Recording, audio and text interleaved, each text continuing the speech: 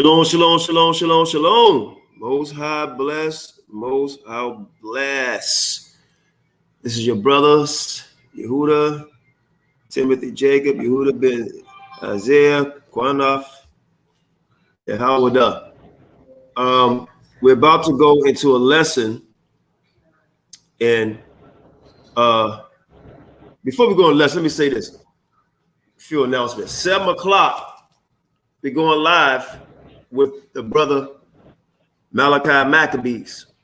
And he's going to be explaining himself on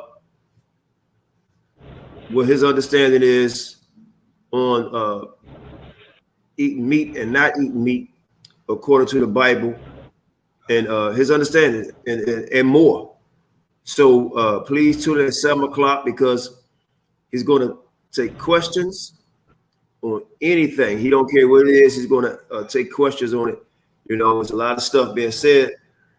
So the brother is going to rectify it, you know, and we're not going to take no sides on it. We let the brother speak and get his side of it out. And at the end of the day, the Most High will be a judge, not us, you know. Also, I'm going to put up a video. A sister I know, she interviewed me. It's a very good video. We'll put it up probably tomorrow or later on tonight, if possible. Most High bless Lima, Star, everybody that's on, that's watching. Can we please start getting some likes up? Because I know that sometimes we have 800-900 views or 1,000 views, and sometimes 100 likes. I'm like, what's going on? You know, oh no, I see a brother on here because let him know a lesson. Okay, I think that's a brother I told. Most High bless. So oh, that's Willie Bully. Okay. Yeah, so we're gonna do a lesson on this. So this basically this is just a lesson. We need readers on for this right here. But 7 o'clock is gonna be the thing with the brother Malachi Maccabees coming on, Willie.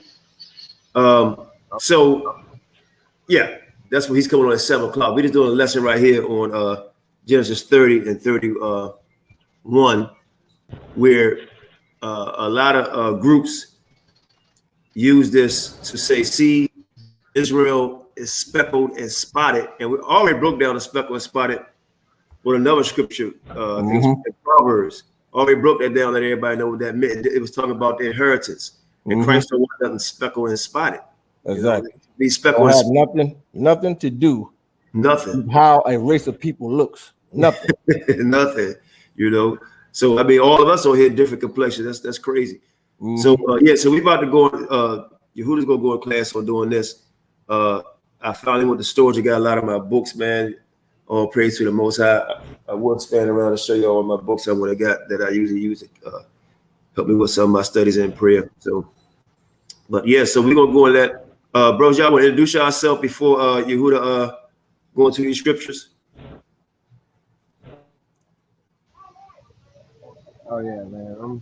I'm me, aka Mashayach, on the Willie Bully, and you know, just came in for a little edification, and you know, lending a helping hand wherever we need to.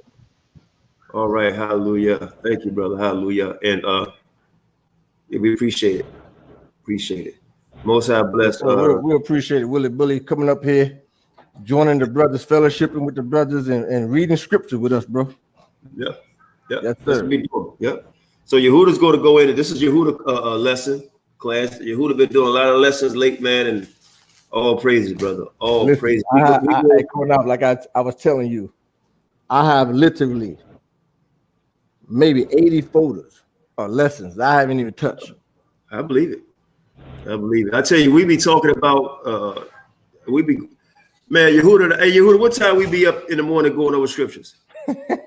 Late 1, 2, 3 in the morning sometimes. Who knows? Who knows? and then at 7 o'clock, 8 o'clock, Yehuda call me, then we right back at it again. Right back at it. Yep. So I already went over this lesson with Yehuda already. So right. But, right. let's get it started. Yehuda, Most High bless. Most High bless. Most High bless. Let's get it started. Where you want us to go? Tim, you can start. Right. As we all know, this folly, right? According to Genesis 30:31, or they say it talks about the cattle, Laban and Jacob. So the people the sons of Jacob, they came out looking different because of the cattle. I said, what the crazy, man. Unbelievable. I mean, they thought patterns like, are these guys really thinking? I mean, they're just coming out their ass with all kinds of stuff.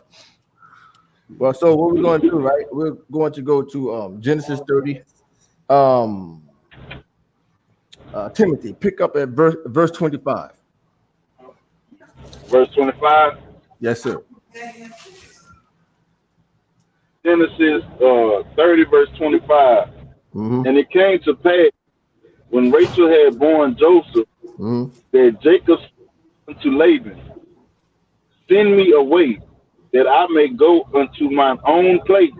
Okay, now at this time, right? I'm sorry. Go ahead. I didn't mean to cut you off. Go ahead. And to my own country, right? So at this time, Joseph was just born.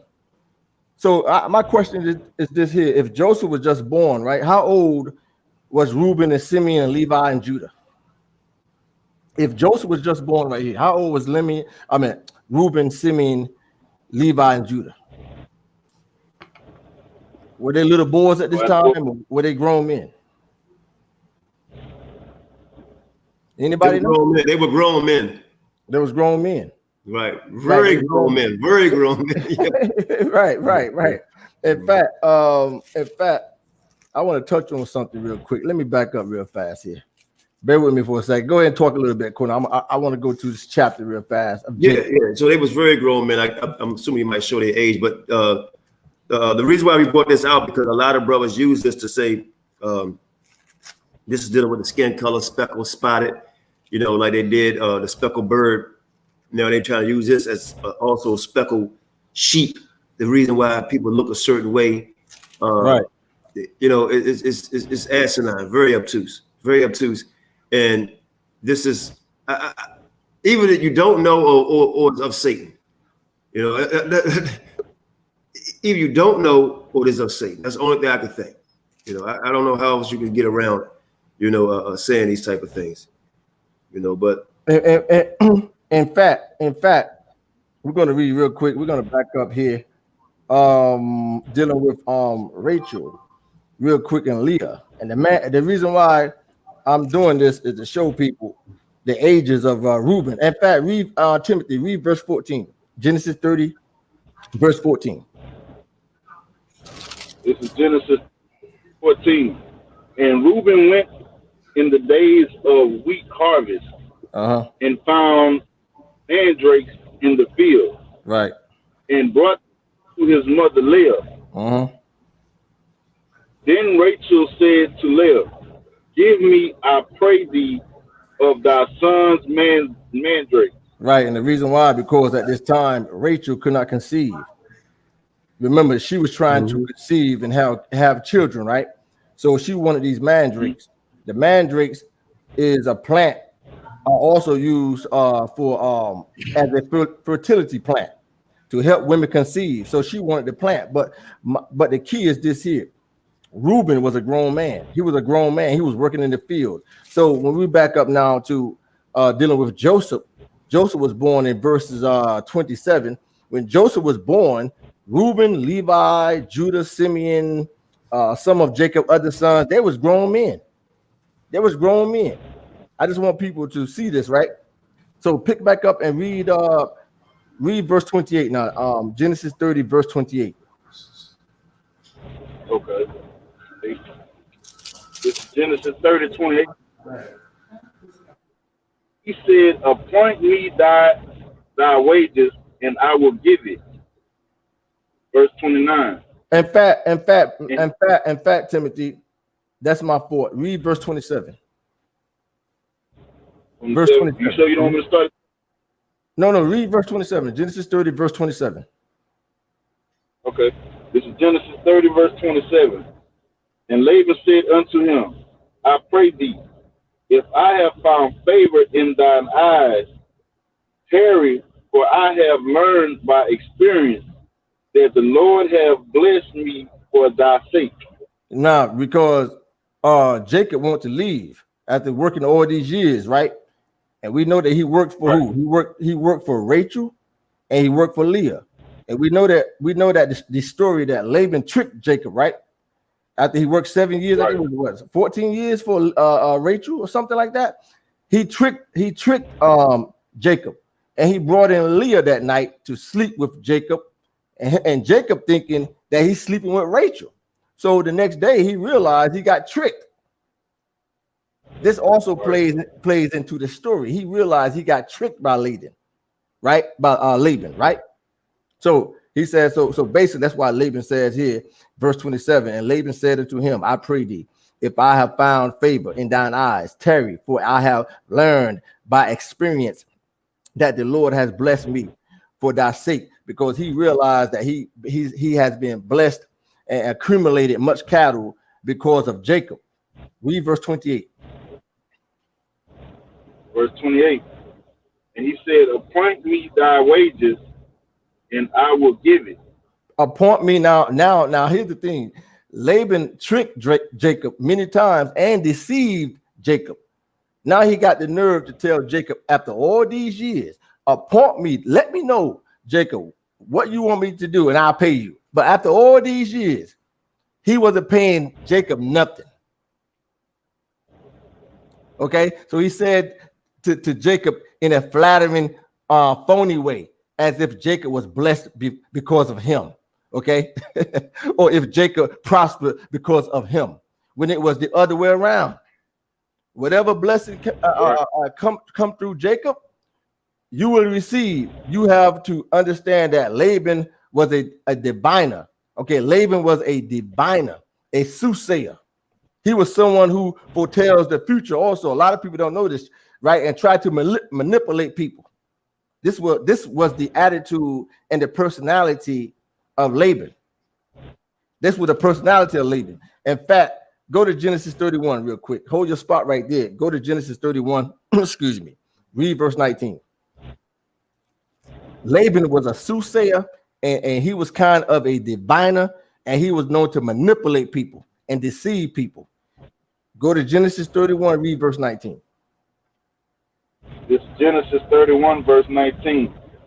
And Laban went to shear his sheep, and Rachel had stolen the images that were her father's. Rachel stole the images, right? And this is when God told Jacob to get up and leave Laban and take his sons and all the cattle that he had gotten and take his wives and go to Canaan. So Rachel stole the images that was of her father's. She took them. She didn't take them because she wanted them. She took them for a reason. And you will soon see. Let's back up now to Genesis 30. Read verse 28 one more time. Verse 28. And he said, appoint me thy wages, and I will give it. Okay, read verse 29. Verse 29. And he said unto him, thou knowest how I have served thee, and how thy cattle was with me. So Jacob said, you know all this time how I served you, and I made your cattle grow. Because Jacob did all the work by keeping Laban's cattle. He did all the work. Read verse 30. Verse 30. For it was little which thou hast before I came. Stop. He says, for when I first arrived, Laban, you hardly had any cattle at all. Because of me, Laban, your flock grew.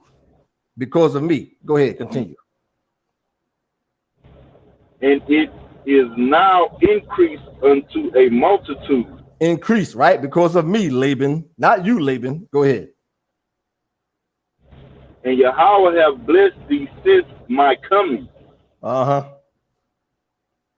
And now when shall I provide for mine own house also? So now Jacob is telling Laban, I have worked for you all these years.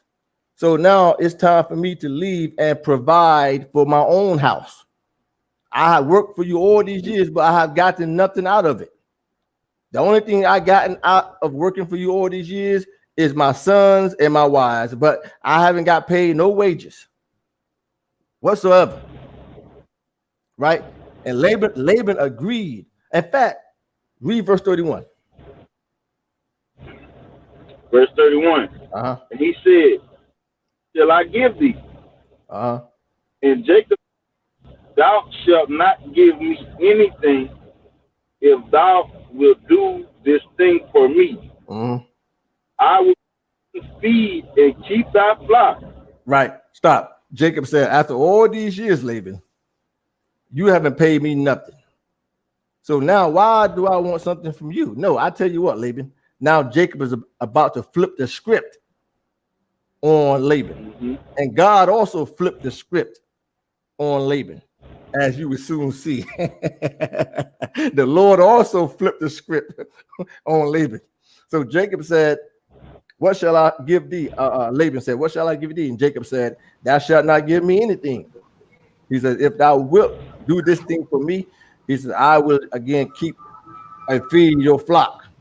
Right? So Laban agreed and went and straight away to do. But watch this though. In fact, read verse 32.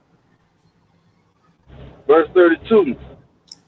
I will pass through all thy flock today, removing all the speckled and spotted cattle and all brown cattle among the sheep. And what? Timothy, you still there? What verse you on? Verse 32. It's like he broke up. He stopped. I don't hear him no more. It's like he's breaking up. Can y'all hear me? Yeah, we hear you now. You broke up. Go ahead. Read verse 32 one more time. And I will pass through all thy today, removing from thence all the speckled and spotted cattle. Right. And all the cattle among the sheep. And the speckled among the goats. Shall be my hire. Shall be my hire. So basically, Laban said that I will pass through and remove all the speckled cattle and the spotted cattle and the brown cattle. I will leave you the white ones. I will leave you the ones that's white. I'm gonna take all the speckled looking ones and the ones that spotted looking ones and the brown looking ones. Read verse 33. Verse 33. So shall my righteousness answer for me in time to come, when it shall come for my hire before thy face. Everyone that is not speckled and spotted among the goats and brown among the sheep, that shall be counted stolen with me. So he's telling Laban, I'm going to go through all your flock and I'm going to remove all the speckled and spotted cattle and all these cattle. And he says, if it says, and everyone that is not, he said, everyone that is not speckled or spotted among the goats and the brown among the sheep, that shall be counted stolen with me. Right? So he's saying, I'm an honest man. I'm going to keep my word. But let's see what Laban said. Verse 34. Verse 34. And Laban said, behold, I would it might be according to thy word. But watch this. Laban agreed, right? But he went straightway to do Jacob injustice, deceitfully, okay, by removing all the speckled cattle first. And all right. So to beat Jacob to it, he removed all the speckled cattle. Read verse 35. Verse 35. And he removed that day. Go ahead.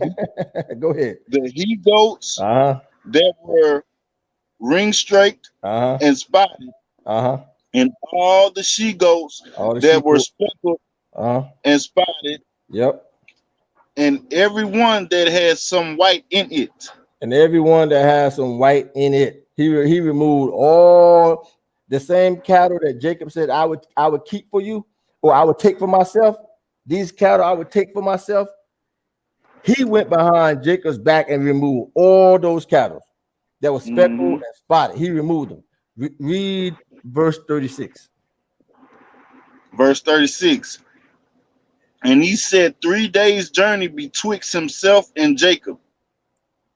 And Jacob fed the rest of Laban's flocks. You see that? So basically, so Jacob removed all the speckled and spotted cattle, right?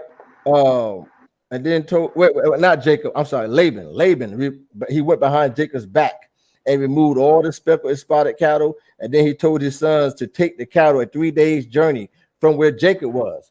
So he had his sons remove the cattle and told his sons to take the cattle away. So Jacob would not see those cattle. You see how deceitfully Laban was? Now, what this got to do with, what does have to do with people skin color?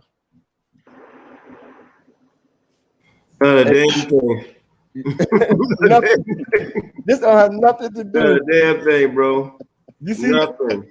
You're gonna see what God, the story and the punchline of what's going on with Jacob and Laban, right? So one more time, Jacob told him, "Listen, I go through all your flock. I remove all the ones that speckled looking, the spotted looking ones. I remove all those cattle." So Laban agreed.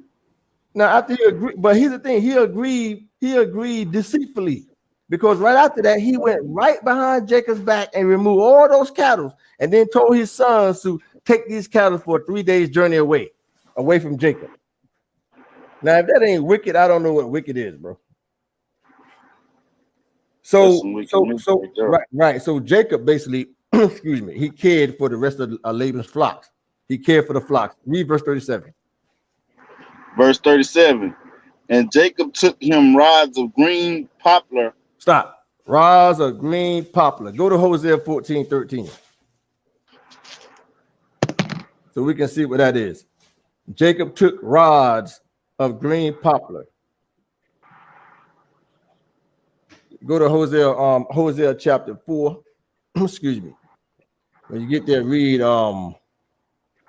verse 13.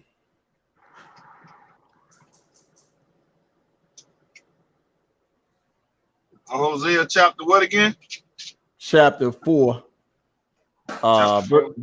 Verse 13. 13. Uh-huh. They sacrifice upon the tops. Hold up, let me get it. Those are rods right there, folks. That what Jacob used. You're gonna see what he used them for. Right there. You see them, Qanath? Yeah, I see him. I got my mic on. You see those speckled cattle? You see them? Let me show you something else real fast as I'm scrolling here. You see this ram, the speckled ram, right? You see these cattle? Look at the 4 horns they got there. Why they look human? Why they're supposed to be human beings? Right, but exactly. But here's the thing, though, Qanath. Why they got 4 horns like that? These cattle, these sheep. Why these sheep got 4 horns and spotted? You will soon see. You know what they call these sheep? They call these Jacob sheep. That's what they call them today, Qanath. Right. They call these Jacob sheep. In fact, hold your spot. Go ahead. Go to read Hosea. Go read Hosea. I'm gonna show you something real fast. Go read Hosea. Hosea 4 and 13. Timothy, real quick. This is Hosea 4 and 13. They sacrifice upon the tops of the mountains and burn incense upon the hills. Right. Under oaks and poplars. See? And poplar, that's the tree. The poplar is the tree. Right now, let me show you guys something real quick here. Let me see here. If I can pull it up here. I'm gonna show you something. Look at that. You see what that's called? Those called Jacob sheep. You know why those sheep got horns? Look at them sheep. Them sheep got horns like rams. Why do these sheep got horns like rams? But they call these Jacob sheep. You see that? That's the horns they used to make chauffeurs out of, huh? No, but my question is, why do these sheep got horns like that? You know what they call these sheep? Qanath, they brought these sheep back to Israel. They call these Jacob sheep. Jacob sheep. They believe many scientists and many farmers that specialize in this. They believe that these sheep came from Jacob, because Jacob bred sheep, and you're going to see as we continue. You see, look at those sheep. Look how weird they look. They got some of them got 4 horns. See, they brought back a flock, 119 of them. But I just want to show you guys that many scientists believe and biblical scholars believe that those sheep was the ones that Jacob bred. That he bred it. Let's continue now. Read verse 37 one more time. This is Genesis 37. 37? Yeah, Genesis 30, verse 37. Okay, this is Genesis 30, verse 37. And Jacob took him rods of green poplar and of the hazel and chestnut tree, right, and peeled white streaks in them. Right, and he peeled the white streaks in them, meaning he peeled back, folks, the bark inside those rods. He peeled back the bark to show the white in the bark, the white. So the whole rod became white. He peeled them back, like peeling back a banana peel. That's what Jacob did to these barks. Go ahead, continue. And made the white appear. See, which was in, go ahead. Which was in the rods. Which was in the rods. So he made the whites appear. So these rods became white, right? Go ahead, verse 38. Verse 38. And he set the rods which he had peeled before the flocks in the gutters in the watering troughs, when the flocks came to drink, that they should conceive when they came to drink. You see that? So he placed these rods that he peeled back and became white, and he says, and he put these rods in gutters of watering troughs. Troughs is with where the troughs is where the rams and the animals came to drink. Then the goats, when the flocks came to drink, that they should conceive, meaning mate. They made it and conceived when they came to drink. Right? So read verse 39. Verse 39. And the flocks conceived before the rods. Meaning the white rods, those white rods that he peeled back and made them white, the flocks conceived before those rods. Go ahead. And brought forth cattle, ring-streaked, speckled, and spotted. But how did they bring forth ring-streaked and speckled and spotted cattle when Laban told his sons to take all the speckled and spotted cattle and take them away? So how did that happen? How did Jacob do that? How did Jacob breed these cattle? You'll soon see. Go ahead, read verse 40. And Jacob did separate the lambs and set the faces of the flocks toward the ring straight, and all the brown in flock of Laban. All the brown in the flock of Laban, and he put his own flocks by themselves, and put them not unto Laban's cattle. He put them not into Laban's cattle. So Jacob then separated those lambs from Laban's flock. And it said, excuse me, and at mating time, he turned the flock to face Laban's animals that were streaked or black or brown, right? And he put his own flock by themselves. This is how he increased his flock. This is how Laban, I'm sorry, not Laban. Jacob increased his flock. Read verse 41. Verse 41. And it came to pass, whensoever the stronger cattle did conceive, that Jacob laid the rods before the eyes of the cattle in the gutters, that they might conceive among the rods. So it says, as the stronger cattle, in verse 41, as the stronger cattle conceived or mated, Jacob laid those white rods that he took from the bark and peeled the barks back to make them white. He placed those white rods before their eyes, that they might mate among them, right? Or near those white peeled rods. That's what happened. Read verse 42. Verse 42. But when the cattle were feeble, he put them not in. So the feebler were Laban's, and the stronger were Jacob's. So he did not put the feeble cattle in, right? He did not put them near those white rods and water troughs, right? Read verse 43. Verse 43. And the man increased exceedingly and had much cattle and maidservants and men servants and camels and asses. Now, how did he increase these cattle though? And how did they become speckled and spotted and what you call it, ring streaked? When Laban told his sons to take all those cattle away before Jacob went through the flock, before Jacob had the opportunity to go through the flock, he told his sons to take those cattle away. So how did these cattle start to produce and become speckled and spotted looking? How did Jacob do that? Do me a favor, go to Genesis 31, read verse 4. What verse? Let's go to Genesis 31, read verse 4. Genesis 31, verse 4. This is Genesis 31, verse 4. And Jacob sent and called Rachel and Leah to the field unto his flock.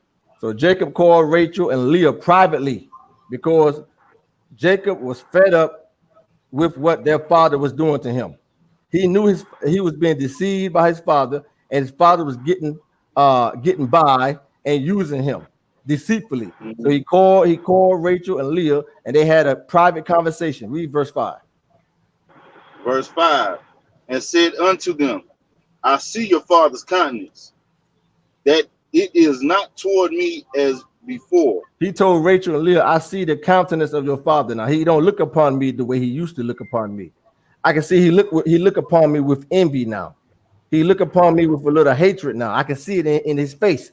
We can see when somebody is looking upon us with a countenance, right? We can see it. Right. With an envy, a little jealousy, a little hatred. We can see it easily. So Jacob now he can see what's going on, right? In fact, hold your spot. Go to Proverbs and read Proverbs 28, read verse 22. He says, he told Leah and Rachel, I can see the countenance of your father. Now he don't look upon me the way he used to. He look upon me with envy now. And the reason why, because Jacob's flock was increasing. God was increasing his flock. But at the same time, God was decreasing Laban's flocks. Because Laban was a deceitful man. Right. He also was a diviner. A lot of people don't know that. He was a deceitful man. Go to Proverbs 28, read verse 22. This is Proverbs 28, verse 22. He that hasteth to be rich has an evil eye. He that hastened to be rich have a what? Evil eye. An evil eye. Laban was hastening to be rich, folks. He was using Jacob to get rich. But God had another plan because Jacob was righteous and Laban was not. Go back to Genesis 31, read verse 6. This is Genesis chapter 31, verse 6. And you know that with all my power I have served your father. He said, you know with all my power, Rachel and Leah, I have how I have served your father. I have served your father all these years, and you know I'm not lying, Rachel and Leah. You know I'm not lying. Read verse 8. Verse 8. If he said thus, the speckle shall be thy wages, then all the cattle bear speckled. And if he said thus, the ringstake shall be thy hire, then bear all the cattle ringstake. So you know what happened? God turned the tables on Laban. Exactly. So what happened is Jacob ended up raising these street and speckled and spotted looking cattle, but God increased these cattle abundantly. Right. Left Laban with hardly nothing. That's what happened. So it says one more time in verse 8. If he said to me, meaning he's telling Rachel and Leah, if your father said to me, the speckled cattle is your wages, then all the cattle bore those cattle, or produce speckled or spotted, etc., then all the cattle produce spotted. And if he said ring streak cattle or ring streak cattle shall be your wages, then all the cattle bore ring streak cattle. Why? Because God made those cattle increase. God made the speckled and spotted and ring streak cattle multiply abundantly for Jacob's sake. That's what happened, folks. Read verse 9. Verse 9. Thus Yahweh have taken away the cattle of your father. He said, see, that's why these cattle produce abundantly, because God has taken away. Read that one more time. God has taken away what? Thus Yahweh have taken away the cattle of your father. Go ahead, continue. And given them to me. And given them to me. Because your God, because Laban was greedy, your father was greedy in the beginning and used me, and I worked for Rachel for like how many years? He worked for Rachel? 7 years, I think. 7 years. I worked for Rachel. Then he tricked me, and I had to work another 7 years. 14 in total. And then he tricked me again when I told him I would go through the cattle and take all the spotted ones and leave him the white ones. He took all those cattle away from me. But God has another plan, right? That's what going. In fact, go to Genesis 31, read verse 9. Back up and read verse. Not verse 9, verse 1. Verse 1. Back all the way up. Read verse 1. Genesis 31. Genesis 31:1. And he heard the words of Laban's sons, saying, Jacob have taken away all that was our father's. Right. And of that which was our father's have he gotten all this glory. You see that? No, that's good. So it says Jacob heard what Laban's son was saying, how Jacob has taken away all that was of their father. See, now you go back to verse 9, what it says in verse 9, thus God has taken away the cattle of your father and given to me. That's why Laban's sons was looking upon Jacob with a different countenance in their faces also. Yeah, but that was Jacob's fault, though. Huh? Yeah, but it wasn't Jacob's fault, though. Laban was being deceptive. It was being deceptive. It was not Jacob's fault. Now his sons are looking on Jacob the same way. They're looking at Jacob with envy now. They're looking at him the same way. This had nothing to do with how people look. Okay, but the question is now, how did God take away the cattle from Laban and give them to Jacob?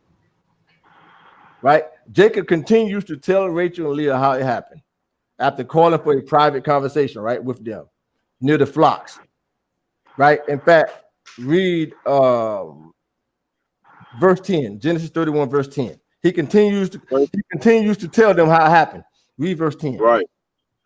Verse 10. And it came to pass at the time that the cattle conceived, that I lifted up mine eyes and saw in a dream, and behold, the rams which leaped upon the cattle were ring-streaked, speckled, and bristled.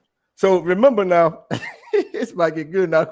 Remember, Laban took all the speckled and spotted cattle away from Jacob before Jacob even had the opportunity to walk through the flock and choose those cattle, right? So if Laban left only the white looking cattle, how did all these cattle come to be spotted looking, right? Jacob just told us in verse 10. Read it one more time, verse 10. He just told us how it happened.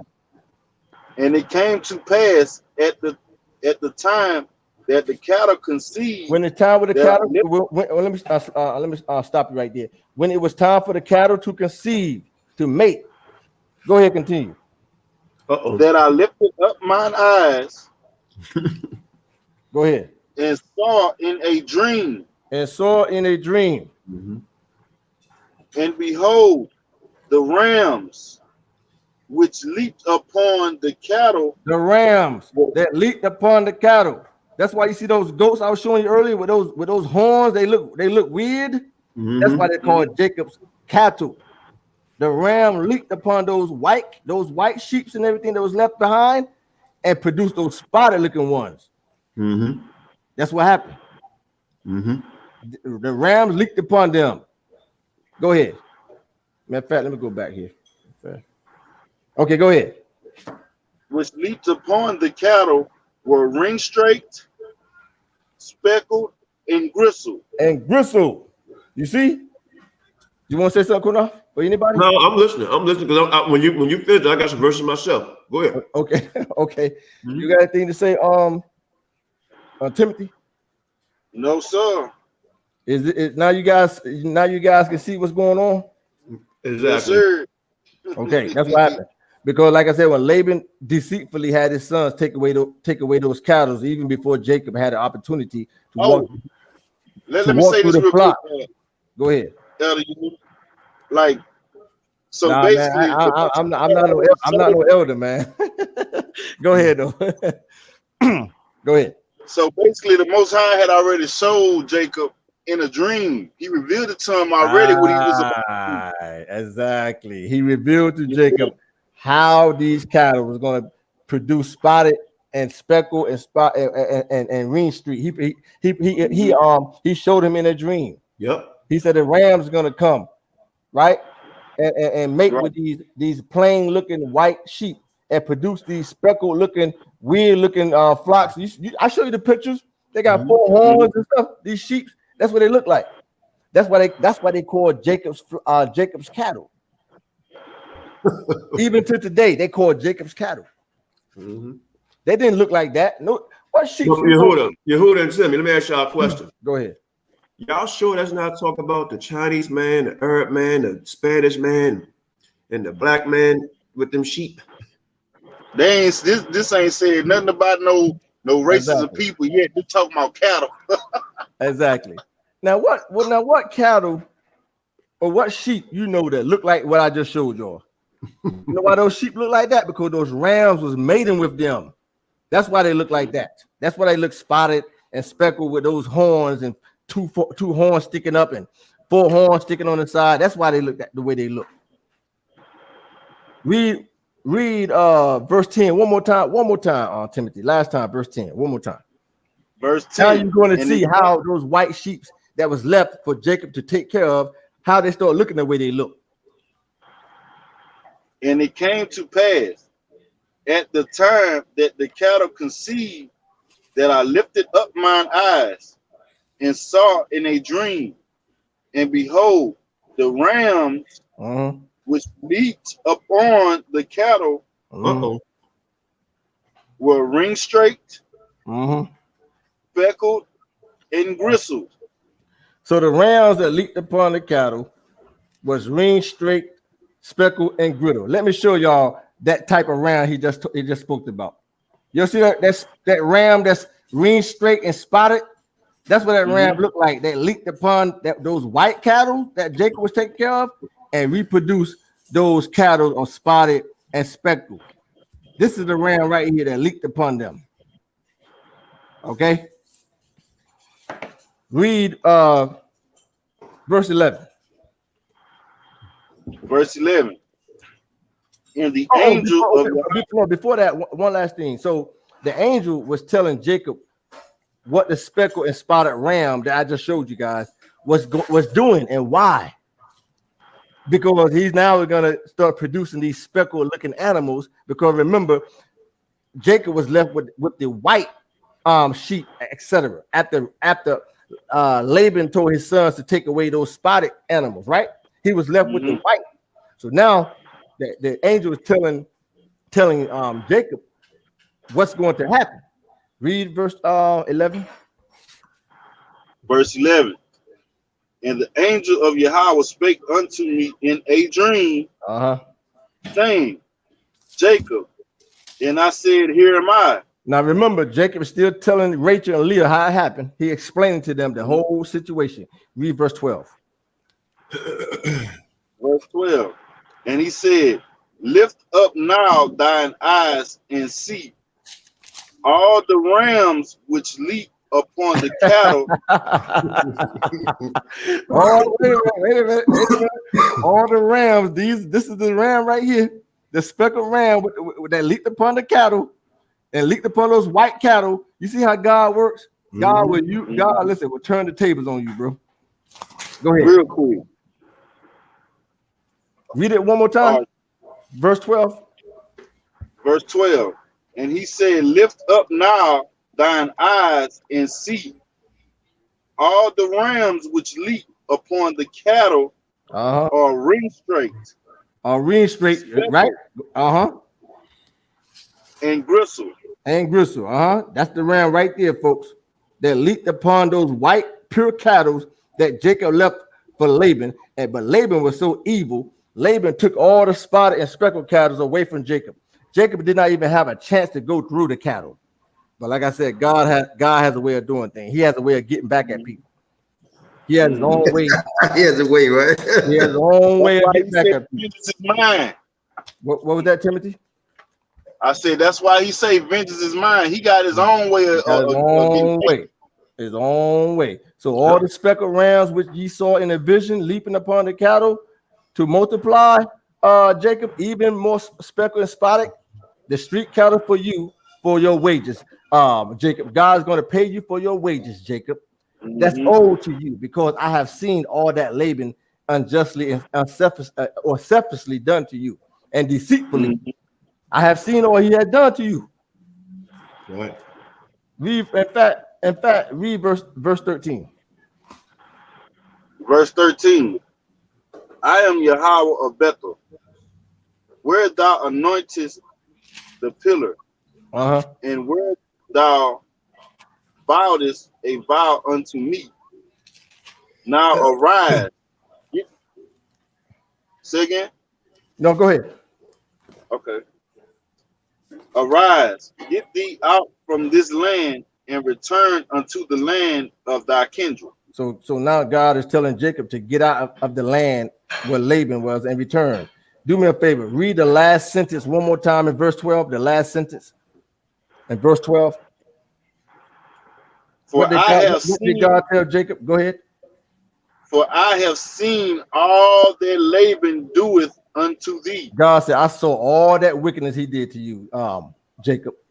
I saw Jacob when you first came to his house, Jacob, that he had no cattle, and I saw how you helped raise this cattle, Jacob, and I saw how he constantly deceived you, constantly. Jacob, God, I saw what he did to you unjustly. Matter of fact, go to Proverbs 28, read verse 22 one more time.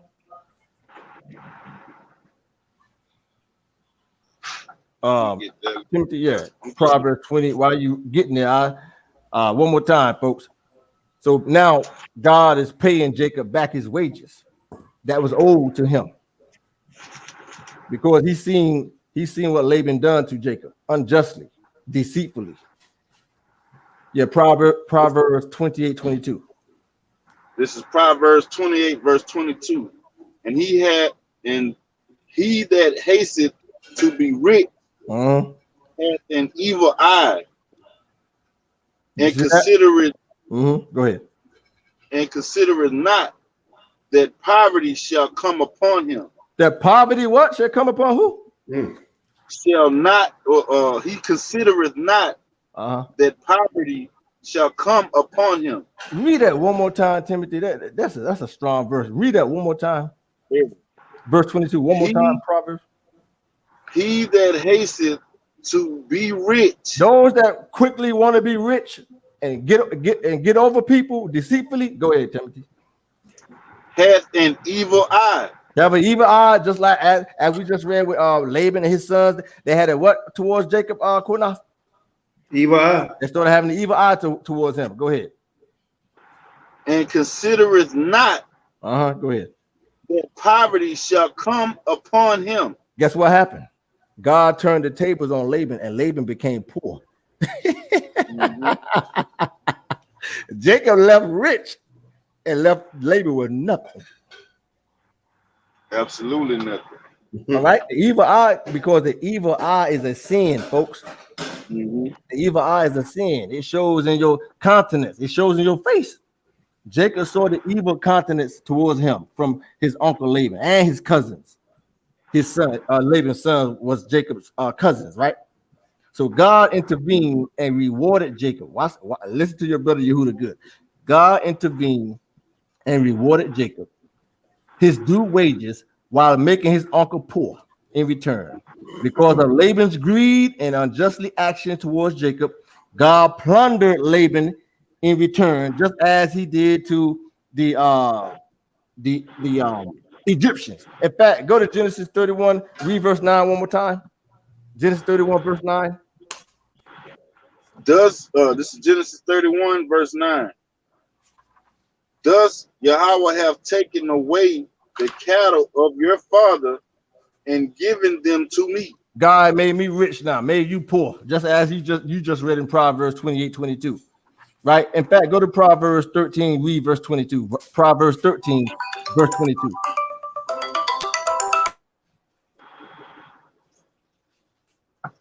Yeah, Proverbs 13, verse 22. This is Proverbs 13, verse 22. Yeah. A good man leaveth an inheritance to his children's children. Uh-huh.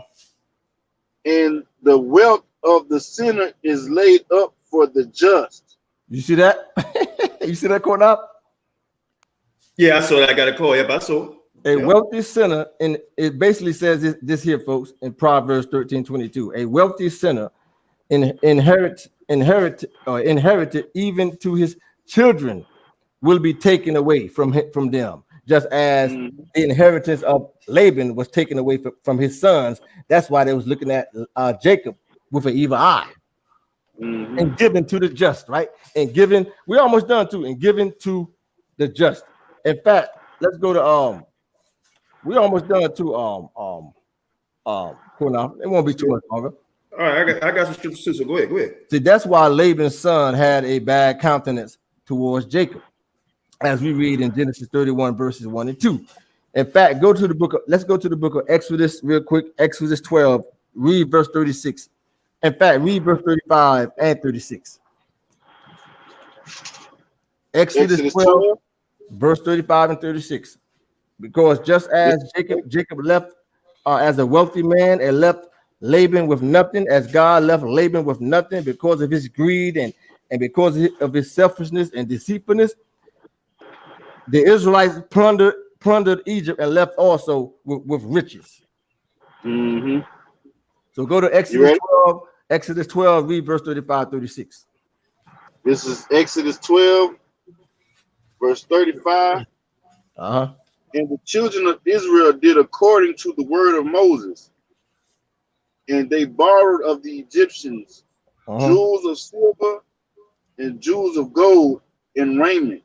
Verse 36. And Yahweh gave the people favor in the sight of the Egyptians. So they lent unto them such things as they required, and they spoiled the Egyptians. They did what to the Egyptians? Spoiled the Egyptians. Just as Jacob spoiled his uncle Laban and took all the cattle and left them with hardly nothing. That's the same thing happened with the Israelites coming out of Egypt. That's why the Ark of the Covenant was made out of gold, because of all the gold they spoiled Egyptians when they left Egypt. In fact, go to Genesis. Exodus 25, read verse 11, real quick. Exodus 25, verse 11. That's why they had all the gold. Where did they get the gold from to make the gold Ark of the Covenant from? They got it from when they came out of Egypt. Yep. When they spoiled the Egyptians. This is Exodus 25 and 11. Verse 11. And thou shalt overlay it with pure gold. You see? Within and without shalt thou overlay it. You see? So God ordained it that the Israelites were paid for their free labor as slaves. So he allowed Jacob and blessed Jacob to reap the benefits of his labor owed to him from his uncle Laban. That's what happened. God had Jacob spoil Laban of cattle just as he did to the Egyptians. because God hates to treat put it this way, God hate when a person deceive someone and try to get rich off somebody. He can't stand somebody like that, an unjust person. You know, one who tried to get over people, like these One West camp leaders making their members pay tithes. Come on. And they no Levite priests. How the hell are you gonna be making somebody pay you tithes and they don't work? See, these niggas are Laban. That's what they are. They the Laban of the Bible. They the Labans of the Bible. They don't even work. It's crazy, man. Now let's go deal with Rachel and Leah complaint. Let's see what Rachel and Leah said. Go back to Genesis 31, Timothy, read verse 14. I'm going back. These niggas are Laban, bro. They modern day Labans. That's what they are. They spoil you. They spoil you their own people. They're robbing their own people deceitfully, off of false teachings. You don't think they're gonna have to answer for that, Qanath, when they die and close their eyes for good? You don't think they're gonna have to answer to all those demons in Sheol dragging their asses over to the left hand side? When they close their eyes, God forbid, some of them may die tonight, not tonight, but before the year's over. Who knows? We don't know when we're gonna go. Nobody knows. You don't think they're gonna have to answer for that? Or they're not gonna have to answer for that? You gonna answer? Hey, we're about to finish up. I'm almost done. Genesis 31, verse 14. Okay. This is Genesis chapter 31, verse 14. And Rachel and Leah answered and said unto him, is there yet any portion of inheritance for us in our father's house? Now watch this. Now, now Rachel and Leah is agreeing with Jacob. After Jacob told them all that happened, now they're agreeing with him. Read that one more time, verse 14. And Rachel and Leah answered and said unto him, is there yet any portion or inheritance for us in our father's house? Right. Where is our inheritance? Now we see what he's talking about, Jacob. Read verse 15. Verse 15. Are we not counted of him strangers? For he has sold us and have quite devoured also our money. They said, have we become strangers to our own father? Meaning this here, folks, he treated them unfairly also. Right? They said, for our father have sold us. How did Jacob sell them? Laban sell them. For they were given to Jacob as payment, folks, in the beginning. Remember? For his service. Right. Remember? For his service.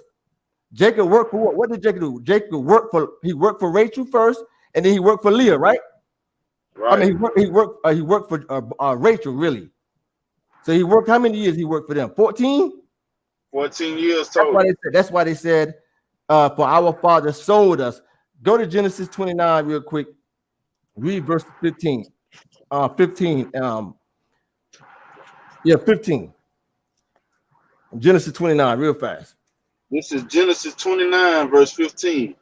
And Laban said unto Jacob, because thou art my brother, shouldest thou therefore serve me for naught? Tell me, what shall thy wages be? You see, what shall thy wages be, right? So basically, we know what happened, right? And Laban, I'm going to read verse 16. And Laban had two daughters, right? And the elder name is Leah and the younger Rachel. And Leah was tender-eyed, but Rachel was beautiful and well-favored. And Jacob loved Rachel and said, I will serve these 7 years for Rachel, thy younger daughter. And Laban said, it is better that I give her to thee than I should give. See, it is better that I give her to thee. You see? This is then that I should give her to another man, abide with me. And Jacob served 7 years for Rachel, and they seemed unto him but a few days for the love he had to her. So he served, how many years he served for her? 7 years. Let's go back now. In fact, let's read verse 27. Hold on, Genesis 29, verse 27. Let's jump down to verse 27. Read verse 27 real quick, Timothy. Genesis 29. Verse 27. Fulfill her week, and we will give thee and we will give thee this also for the service which thou shalt serve with me yet 7 other years. 7 other years. Because when you read the stories, and Jacob said to Laban, give me my wife. And then Laban gathered together all the men in the place and made a feast. And it came to pass in the evening, right?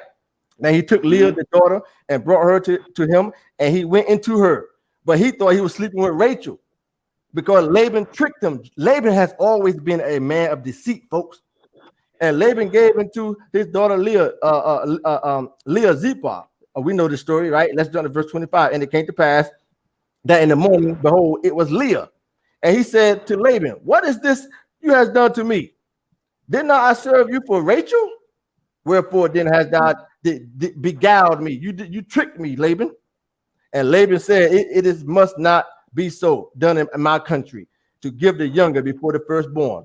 Now let's go back. Now you see why. Let's go back to Genesis 31. Now you see why Leah and Rachel said, our father sold us to you, and we got nothing out of it. We had got nothing out of it. So now they're agreeing with Jacob. Let's go back. Read verse 15 one more time. Genesis 31. We're almost done, cool now. Genesis 31, verse 15. Verse 15. Are we not counted of him strangers? For he has sold us, and have quite devoured also our money. You see? Our money. You see that? So basically they said our father sold us, for they were given to Jacob as payment, folks, in the beginning, as I just showed you in Genesis 29. Right? Now, Abraham's servant gave gold, folks. Abraham's servant gave gold. When Abraham sent his servant to who? When Abraham sent his servant to who? To get Rebekah, to bring back Rebekah for Isaac to be Isaac's wife. What did Abraham's servant give them? What did he give Rachel? Let's go see real quick. Let's go to Genesis 24. Genesis 24. What did Abraham's servant give Rachel? I'm sorry, not Rachel. Rebekah. Let's go to Genesis 24 real quick here. Timothy. Genesis 24. Verse, my brother. Most High bless Moshe. Let me get that real quick. Genesis 24. I think it's going to be 53. Read verse 50 real quick. Verse 50. 50. Okay. Let me get there. Verse 50.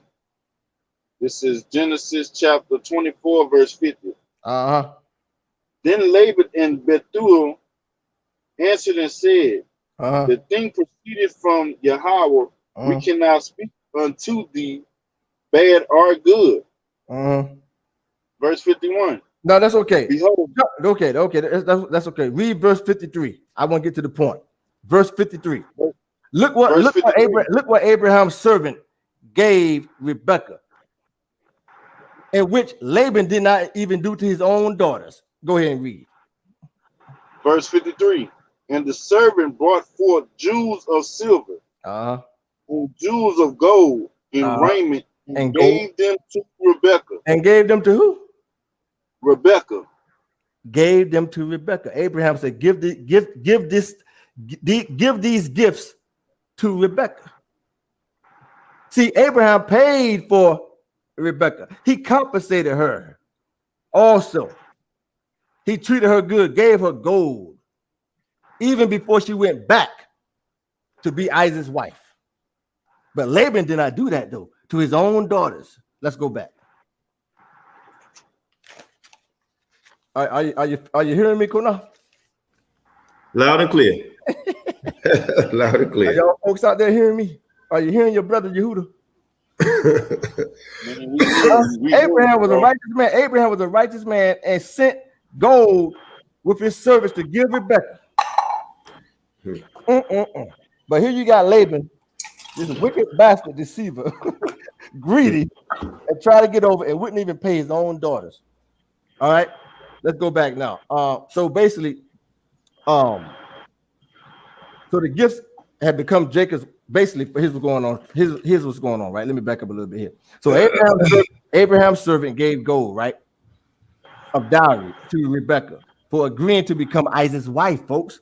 And Laban gave his daughters nothing as gifts to become Jacob's wives. He didn't give them nothing. That's why they say we were sold. We were sold to Jacob. That's why they said it. Right? So Laban did not give them nothing to soothe their hearts. And they said, and our father has devoured also our money. That's what they said, because Jacob, two wives, they naturally agreed with their husband, right? And declared that they had no longer any part or any inheritance in their father Laban's house, because Laban did not treat them like daughters, but sold them like strangers and eaten their money. Right? That's why they said, and our father also devoured our money. But our father mistreated you, right? Our father mistreated us, right? Or mistreated you too, Jacob. So when their father mistreated Jacob, it affected them and Jacob's sons. Yep. It affected his whole house. It affected everybody. Yep. Read verse 16, Genesis 31, verse 16. Look what Rachel and Leah continue to tell Jacob. Verse 16. For all the riches which Yahweh hath taken from our father, that is ours and our children. You see? Because it affected us too. By our father treating you bad, Jacob, it affected us and it affected our sons. Yep. So for all the riches, they said again, for all the riches which God has taken from our father, because how he treated you and treated us, Jacob, that is ours also and our children, Jacob, because how he treated you also affect our sons, Jacob. So whatever God has said unto thee, do. We got your back, Jacob. We agree with you. Are you hearing me? Are you hearing me? Loud and clear. They're gonna say it too. Huh? Basically, folks, if your boss, they're gonna say it. Right. If your boss at your job, folks, mistreat you and not pay you your correct wages, would it not affect your family, Qanath? It sure will. Right? It was the same thing with Jacob and Laban. Unjustly dealt with him, right? The way Laban unjustly dealt with Jacob, which was sad in a way, because Jacob was a righteous man. So when it came to his wages, not only affected Jacob, but his wives, Rachel and Leah, and their sons, folks. Okay, Timothy, read verse 17. Verse 17. Then Jacob rose up and set his sons and his wives upon camels. Set them on camels, Qanath. Read verse 18. Verse 18. He carried away all his cattle and all his goods which he had got. The cattle of his getting, which he had gotten. Go ahead. In Padan, for to go to Isaac his father in the land of Canaan. Jacob accumulated. Well, now watch this, Qanath. This is how we kill these dudes too with a 12 tribe chart. God made Jacob's flock increase abundantly, right, Qanath? When Jacob left with all this cattle, hundreds of cattle and camels, who helped the cattle go across the waters, Qanath? His sons, Reuben and Levi and Judah, all his big sons, his grown-ass sons. They helped Jacob guide the cattle across the waters, folks. Right. No, they took ships, brother, when they done that part too. But they forgot to put that in there. Yeah, they took cruise ships. Are you hearing your brother Yehuda? Yeah, you. All that cattle had to go across the water. That was guided. Don't men guide cattle, Qanath? Don't you have to guide them jokers to lead them in the right direction? Yep. So who was guiding those cattle across the Euphrates? Reuben, Levi, Simeon, Judah, all his big sons. Who was sitting on the camels? The wise and the small kids, the smaller sons like Joseph. I think Gad was. I think Dan might have been a teenager at the time. No, Dan was small. Gad probably was like a teenager. So all the smaller kids, they sat on the camels. All the all Jacob grown sons, all of Jacob. I'm sorry, Timothy. One last thing, I'll let you talk, Timothy. All the Jacob's grown sons, they walked they guided the sheep and cattle across the waters. Good. Go ahead, Timothy. No, I had went back a few times. I didn't know y'all could hear me when I was saying that. I'm sorry. No, go ahead. Because I was looking at the sons that they had before, like Dan, Issachar, Zebulun, then Joseph. Like these, like the youngest boys. Right, that was small. Right, like Dan, Issachar at this time. Exactly. At that time, Dan and Issachar was there. There was probably little boys at that time. And then the ones like Naphtali, Gad, them, there was probably like teenagers. Because at this time, Reuben was growing out. There was grown men. They was probably late 20s or something. There was grown men. I know because we just read that Reuben was working in the field and brought back the mandrakes. Yep.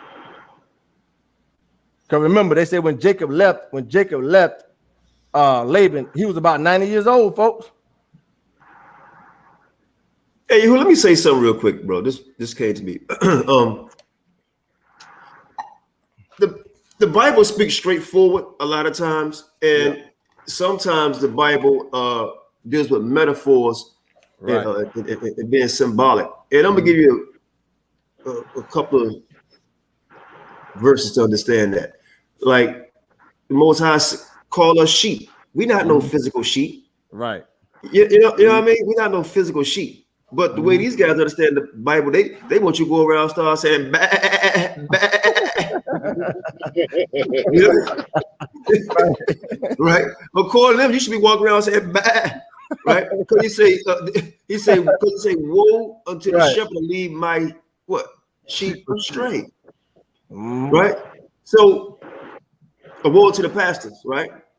And he called them shepherds.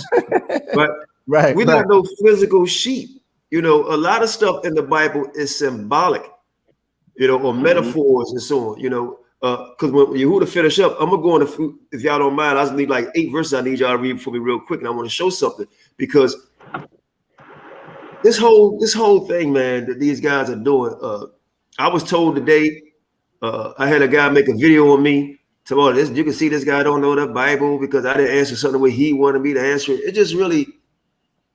just surprising, man. But yeah, go ahead. You go ahead and finish up. Okay. Read read verse 19. 31. Verse 19.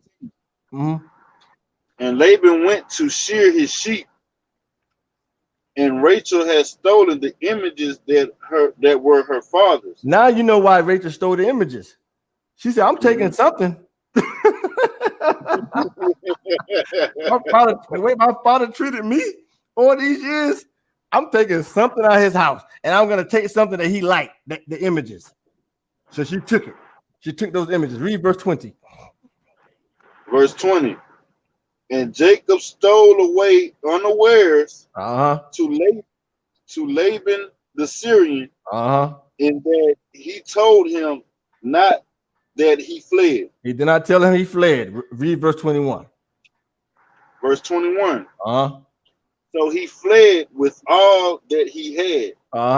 And he rose up and passed over the river. Wait a minute. He passed over the Euphrates with all that cattle and camels?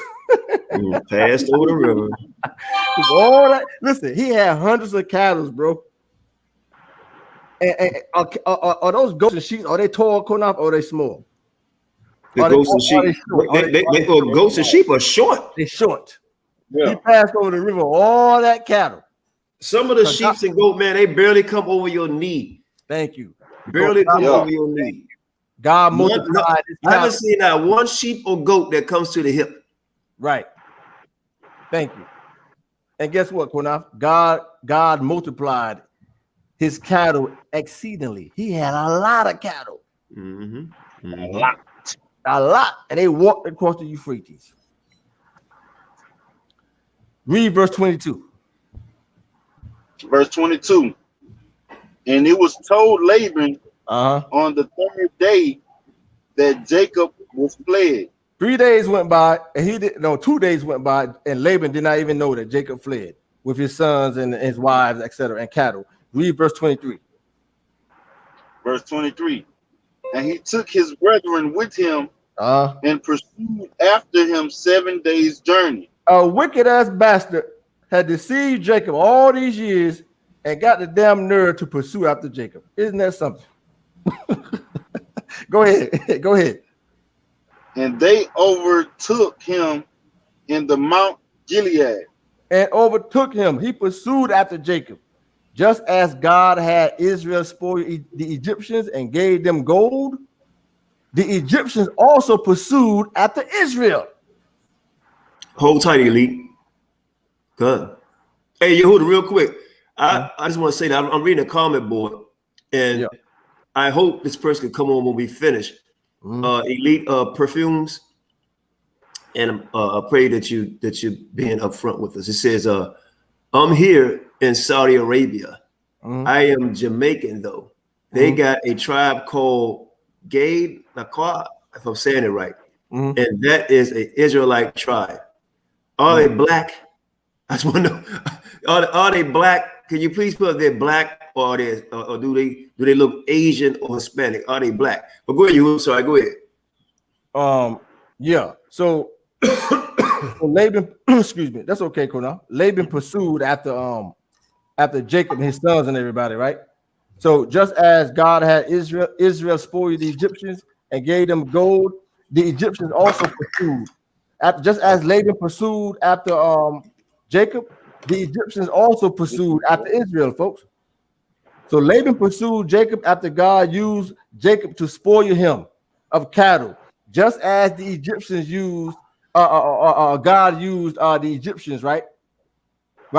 And they went after he hardened Pharaoh's heart, and they went after who did they go after? They went after the Israelites, right? And after Israel spoiled the Egyptians of gold. The same thing, right? The Egyptians spoiled. The Israelites spoiled the Egyptians, left them without no gold and all that. Just took all that stuff from them. And Jacob did the same thing, right? The Egyptians went after the Israelites. Laban went after Jacob. In fact, go to Exodus real quick, right? The book of Exodus. Timothy. The book of Exodus 14 and read verse 8. Exodus 14 verse 8, Timothy. 14 verse 8. So just as Laban went after Jacob, the Egyptians went after Israel. Go ahead. And Yahweh hardened the heart of Pharaoh, king of Egypt, and he pursued after the children of Israel. Read verse 10. Jump down verse after that. Read verse 10. After you finish verse 8, verse 10. And the children of Israel went out with a high hand. Verse 10. And when Pharaoh drew, I'm sorry. Go ahead. And when Pharaoh drew nigh, the children of Israel lifted up their eyes, and behold, the Egyptians marched after them, and they were sore afraid. Verse 17. Read verse 17. After you finish verse 10, jump to verse 17. Okay. And the children of Israel cried out unto Yahweh. Verse 17.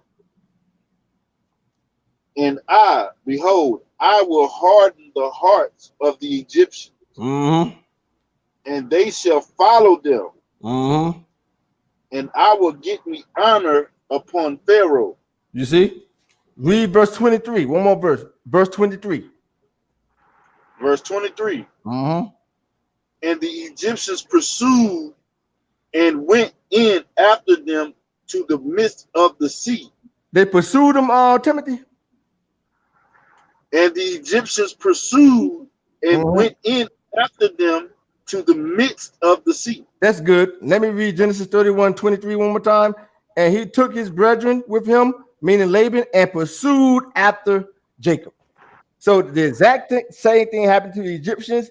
The Israelites spoiled the Egyptians, just as Jacob spoiled Laban. Laban went after Jacob, just as the Egyptians went after the Israelites. I just want to bring that out to show people. So now after God increased the spotted and speckled cattle among all the flock, and then he revealed to Jacob in a dream, as we just showed you, right? And in fact, Qanath, I really got it. I don't have to really go into no more, man. I proved it. It's good. You already did it. Let's let me land me back. Now I'm done. I'm pretty much done. I got more, but I'm pretty much done. I have nothing more. I can go into other things, but I don't need to. No, you don't need to. It's not talking about it's no color. It's a wrap. It's a wrap. Hey, look, Elite Perfume. Hey, Salim or Star, can y'all put my email in the room? Elite Perfumes. I want you to email me because some of the information I kind of heard some of this stuff before.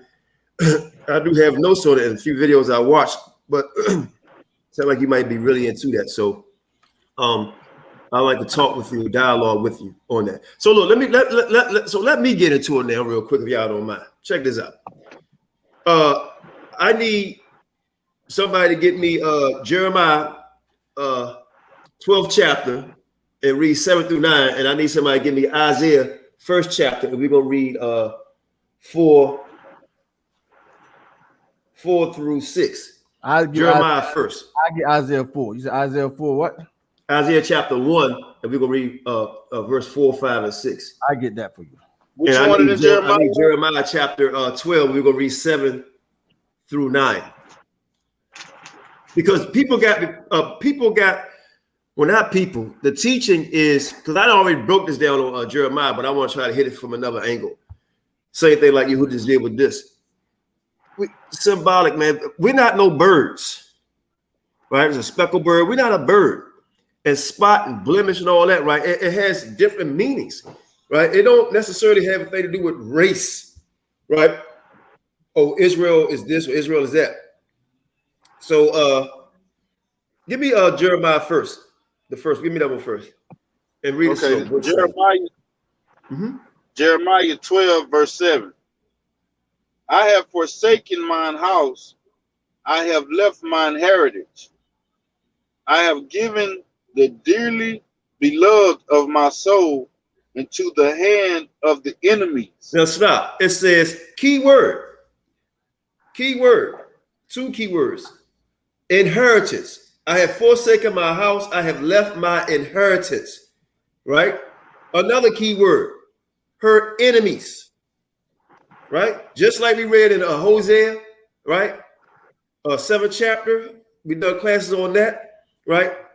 We start following other customs and not being straight like the Most High wants us to be. I'm going to prove this. Read verse 8. Verse 8.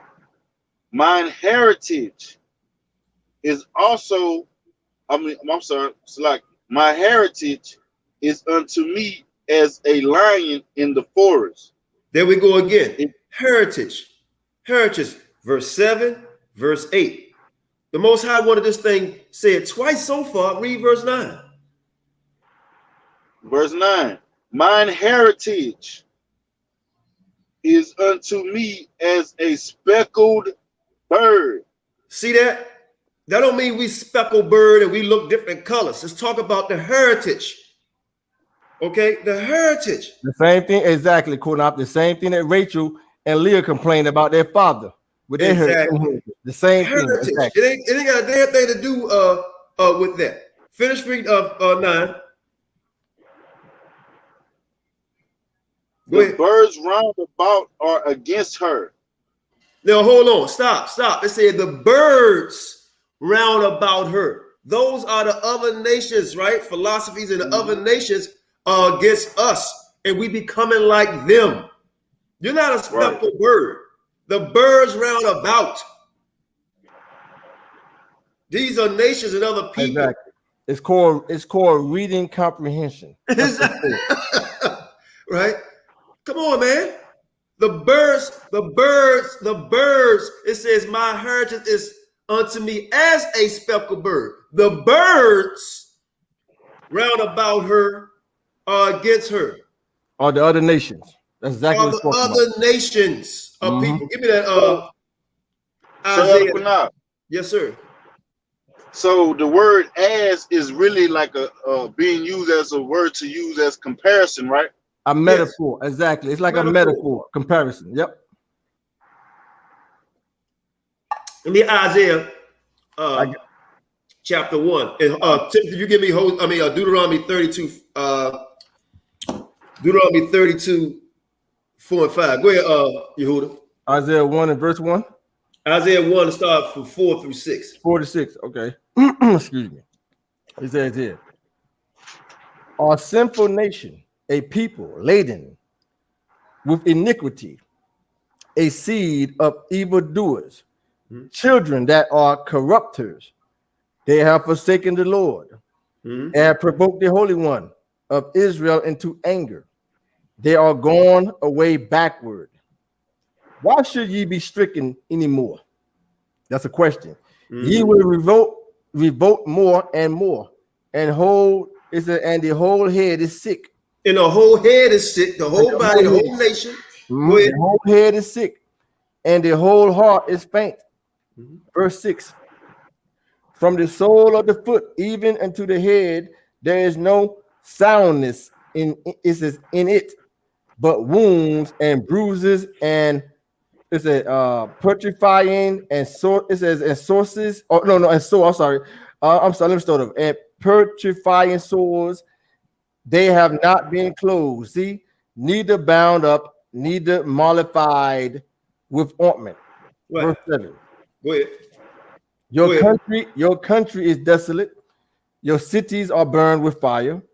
Your land, strangers devour it in your presence, and it is a desolate, as overthrown by strangers. Verse 8. And the daughter of Zion is. No, that's good. That's good. Verse 7, the last part, it says, and it is desolate, as overthrown by strangers. I'm gonna go back. Hold that, Timothy. I'm gonna go back to Jeremiah 12 and I'm gonna read verse 9. My heritage is unto me as a speckled bird. The birds round about her are against her. Come ye assemble, all the beasts of the field come to devour. Right? Verse 11. They have made it desolate, and being desolate, right? So the other nations have made symbolically us desolate in the mind, right?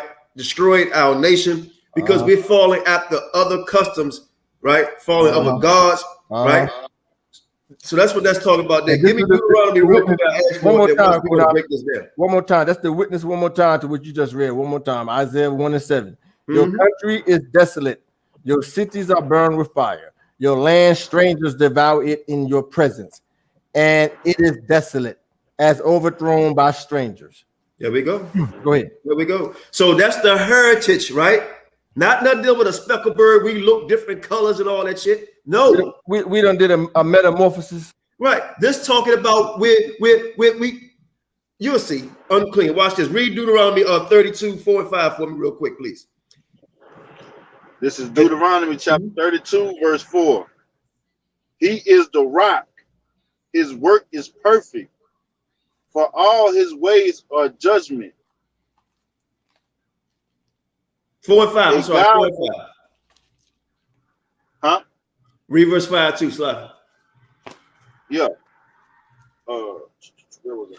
I'm sorry. A God of truth and without iniquity. Just and right is he. Verse 5. They have corrupted themselves. Their spot is not the spot of his children. They are a perverse and crooked generation. He said the spot is not the spot of his children. Right? This is talking about an unclean people, an unclean nation. Right? But Christ he's not spotted or blemished. He said the spot, read that again. And give me Psalms of Solomon 4 and 7. Go ahead. They have corrupted themselves. Their spot is not the spot of his children. Right. They are a perverse and crooked nation. Right. So the spot must be talking about their actions and the way they carry themselves, right? Exactly, brother. Exactly. Read Psalms of Solomon 4 and 7 and Ephesians 5, 26 and 27. Which one you want me to get out? Psalms of Solomon, chapter 4, verse 7, and then Ephesians chapter 5, 26 and 27. Where we get it?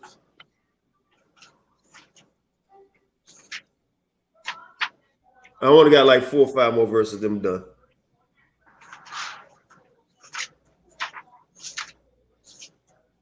You still there?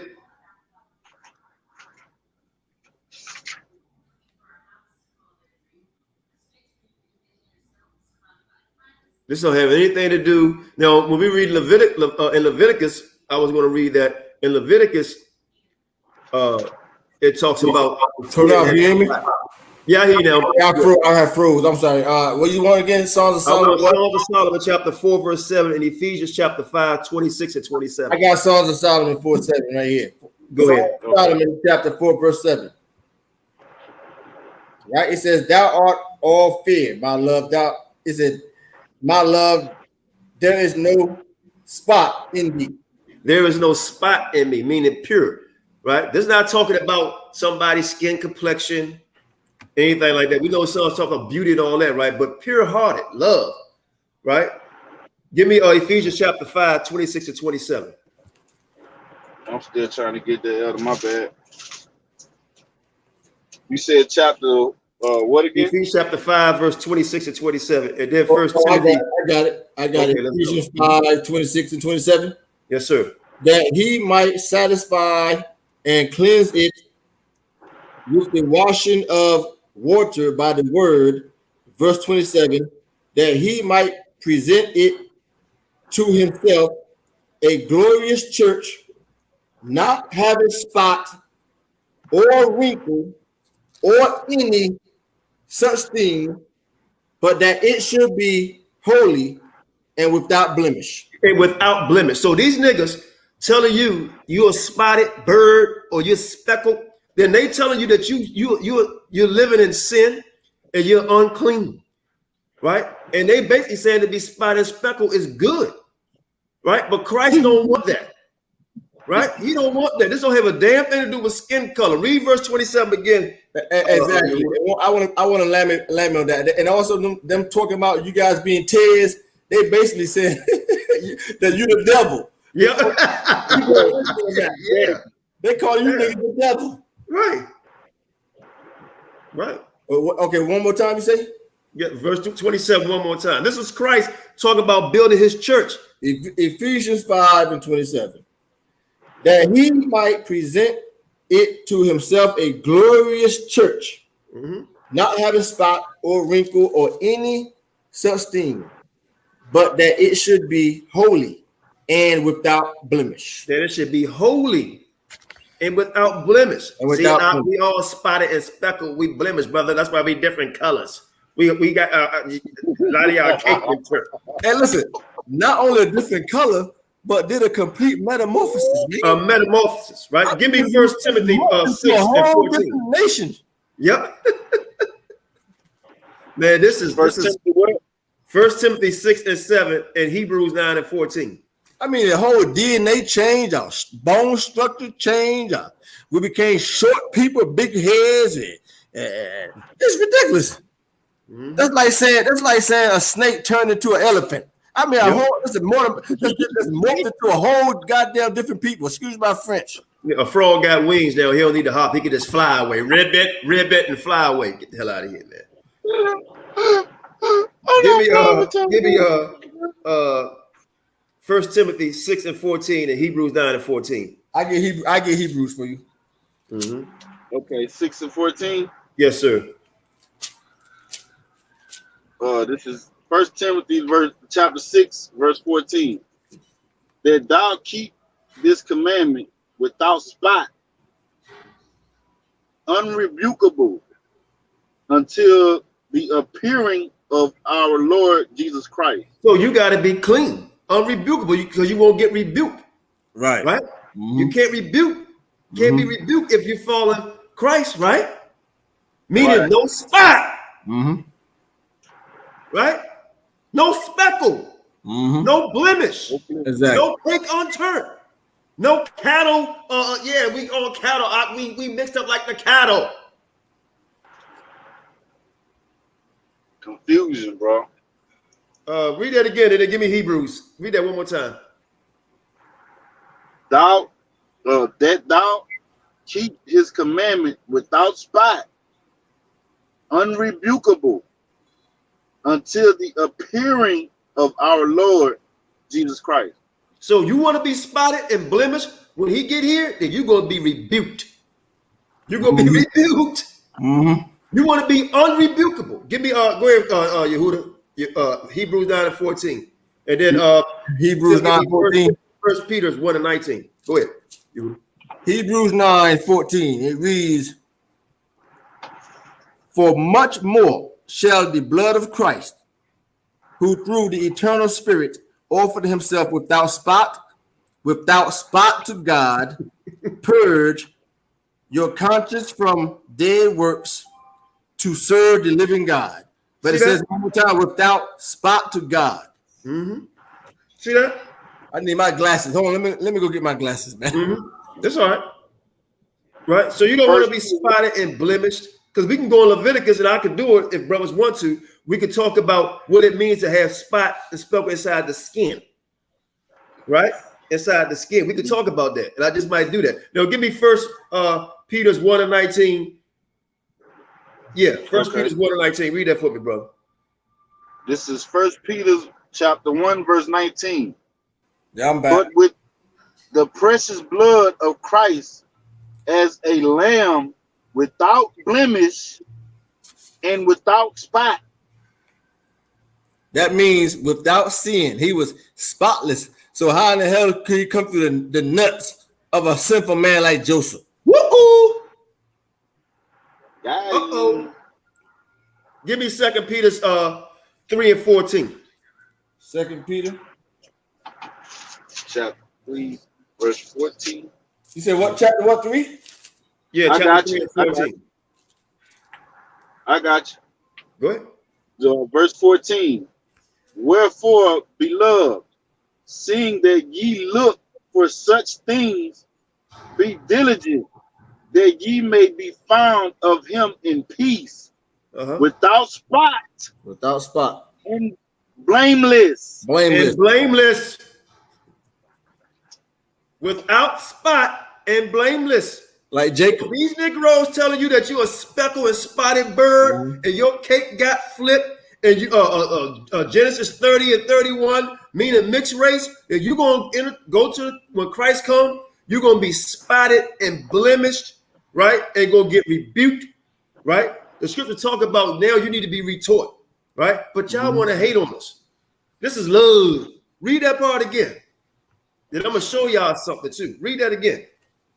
Wherefore, beloved, seeing that ye look for such things, be diligent, that ye may be found of him in peace, without spot and blameless. And without spot and blameless. Okay. Now I have a book here. All right. I have a book here. And like I said, when I got my books today, I forgot I had this book. Right? How old is this book? This book, man, how old is this book? This book is 1938. 1938. Okay. What is the title? They wrote in clay, right? They wrote in clay, right? Oh, now, guess what? This book got pictures of the Assyrians, and the Phoenicians. And it was black. And they were black. Of course, and they got pictures of live people. When they was taking the pictures, the people over there were black. Those black. And guess who else was called Assyrian, Qanath? Who's that? Jacob. Our forefather, Jacob. Right. So let me show y'all a picture or two. This is a weathered statue of an Assyrian deity. You see that? See that? Man, I can't wait. I'll let you read it yourself. I can't wait till we do our slideshow, bro. let me make this big real quick, man. Make this thing big. When we do our slideshow, Qanath, it's gonna be awesome, brother. Oh man, when I bring all my information and books, and you Shashan bring his information, and we all link up and do our slideshow like we said we're gonna do. Look at that. Check it. I'm not finished, right? These are the people when the so-called white man was digging up this place by the Nile, talking about the Babylonian period, all of this stuff. This book right here, I might just have my wife. This is a little thin book. Might just have my wife one day read the whole book and we show the pictures. But here go the people. Black people. You see that? Okay? Get around that, Dick.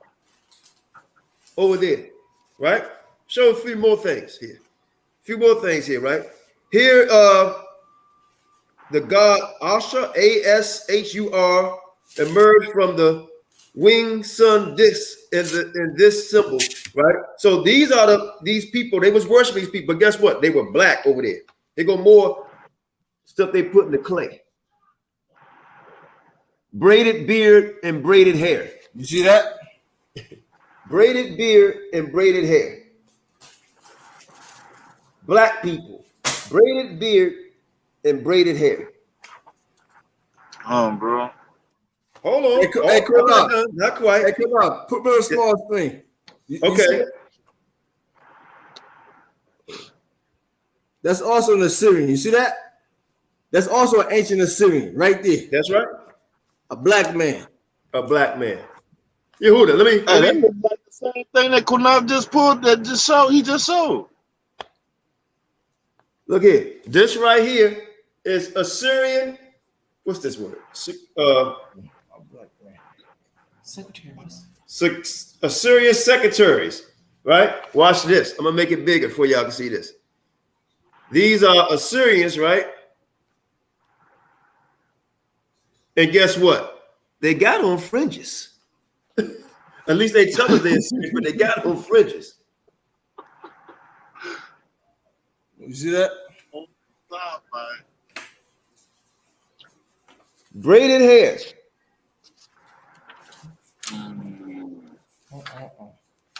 Okay. Well, a couple more. Wait a minute, put it back so we all get in there. Man, I'm trying to tell y'all, bro. Y'all just don't. But I hope y'all not. I hope this end of the thing on being spotted and speckled and cow and bird and all this. And people just make. Oh, let me make one more comment too. Yep, there we go. You did that? Make one more comment. I gotta make a comment. I said I was gonna leave it alone, and I'm gonna leave it alone. I gotta make a comment because, yeah, okay. I'll make a big screen now. That's a black Northern Kingdom Jew right there. I'm telling you, folks, when we do our slideshow, it's gonna be something else, bro. Cause I got books on top of books. Shows you 5%. We haven't even showed 5%. Trust me. Okay, now this goes into the right. Does it look like a Hispanic to you? No, or sir. Mexican? Let me address this. This don't have nothing to do with us, or I would say any people that believe Israel is all black at all. I watched a video where supposedly some people were shot at, right? Supposedly. I don't know if it's true or not, but let me say this. To try to say Negroes that believe Negro doctrine, this brother come out believing Negro doctrine. That's why I shot at him, because they believe in Israel being all Negro. So now they're trying to bring up to say, guess what? These guys are so desperate they will even shoot at you. But I'm gonna tell y'all something, and I'm gonna say this. Yeah, which is nonsense. Watch this, Yehuda, and I want y'all to put on y'all thinking caps. And I'm surprised all you so-called leaders ain't saying shit. Ain't saying a damn word. Ain't saying that, because the black man goes through enough hell for they already making us like everybody's supposed to be scared of us. Mm-hmm. Exactly. Right? You walk past, they lock the doors. The police don't tell you put your hands up, they just shoot. Right? Because this stigma put out the black man is so violent and so crazy. So now here this guy that put out Negroes that believe Israelites, that's Negroes but believe Israel is all Negro, they violent now. They violent. One individual, and now he's going to put a broad paintbrush over everybody that believes Israel is all black. But you know what? That's what white see. That's like I told you before. That's what happens, because that's the white side of him. That's that white blood running through his veins. You see, He's like a George Zimmerman. You understand? Right. See, we keep forgetting his mom is white. So his mother generation was white people. So that's the white side of him. Don't forget. Watch this. Go ahead. Watch this. A lie don't change. Listen to me. A lie does not change. If somebody says a lie and get away with it, they'll use the same damn lie. The same lie. Like with the brother Qanath, they said, we thought he had a gun in the bag, right? So they pushed him down, roughed him up, right? But guess what? He never had no gun. And on top of that, about that. But I'm gonna show you how a lie never changed. Watch this. Go ahead. The first time, or at least we think the first time, where the video is when Gorilla Hebrew pushed somebody. You saw in the video where he actually pushed this guy, and then they all went to jumping the guy. He laid hands on the guy first, but he's trying to switch the narrative like they being attacked. The guy was in my space. If you're out there teaching and you're worried about somebody in your space, then you don't need to be out there because they're going to be in your space. They've been in our space many times. But guess what? Gorilla Hebrew threw the first punch and pushed the guy is in the video. Second time in Tennessee. I'm not talking about Assad that hit Qanath. Gorilla Hebrew hit the brother. Pushed the brother the ball. He said it in the video. Yeah, the brother called me a manager, so I pushed him. That's the second time he put hands on a person. And the same thing what he do? Pushed. He pushed them. That's the second time. The third time when he said he got shot at, he said the guy came and put his finger all in one brother's face and on his nose. And then he said, if y'all can believe this shit, that the guy was with his wife. And he said, yeah, and the guy put his finger on my nose. He said he didn't do that right away. And he said he just kept on and put his finger on his nose. If y'all believe that shit. But here we go. Which we know is some white boy shit. You know that's a damn lie. But here we go. That's that white boy. He got shot at. And I'm glad nobody got hurt. You know, that's white boy shit. But so then he said he pushed the guy. And he said, I pushed him. Maybe that would make him think you don't want to do this. So he pushed him 3 times in a row. He putting his hands on people first, and he pushed them 3 times. But then he say, see, that's that Negro only shit. That's that Negro only shit. Where's the video? He said the police came to them and say, look, we got it all on tape. I ain't never seen a police officer come to me, if anything or anybody, and show you evidence. That shit is wrapped up, bagged, right? That shit is wrapped and bagged until they investigate. They don't come showing you a goddamn thing. Nope. I told you, it's that white boy shit, bro. They don't come showing you shit. Hey, look, this what happened. Exactly. Right? And then he say, well, I'm not going to go into it further. Man, if somebody shoot at me and we out there videotaping, the guy that put his hand in somebody else's face, that put it in their face and start shooting, like I said, God forbid, I'm glad, because Qanath don't think like this. F.O.P.E don't think like this. We don't want to see nobody get killed. But if shit happens, it happens. Right? Because the Most High gonna have vengeance. I'm glad nobody got hurt. But he said that this guy will go around approaching people on Negro doctrine. But out of nowhere, now all these people that he has in his camp, he going around putting his finger on people's nose. He said, little short guy too. And he said he put his finger on my nose like this. So I'm like, right. A short guy now. But he's put his finger on his nose, but he's short. I'm telling you, that's the white boy George Zimmerman Bush. That's the white side of him. Hear me, folks. Here's your brother Yehuda. Good folks. That is the white side of him. It's sad, bro. It's sad because now they actually say, yeah, I heard seeing comments about, yeah, I'm gonna be strapped up. You know, and next time people know, don't come approach us. We gonna act first. right? Just like he tried to say when Yehuda cut them in the scripture, talking about they was gangs. If you can remember that, Yehuda could bring it back out. Talking about they was gangs back in the day. That wasn't even talking about no Israelites.